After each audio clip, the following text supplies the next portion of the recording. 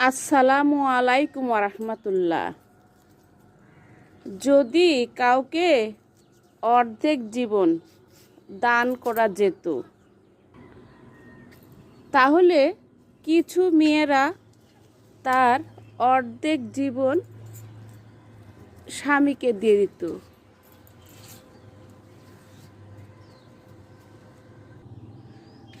কারণ মেয়েরা বিয়ের পরে দুনিয়াতে যদি নিজের থেকেও কাউকে বেশি ভালোবাসে,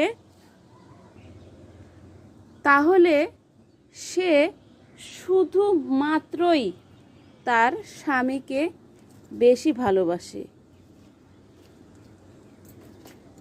এই জন্য আমরা যখন বিয়ের পর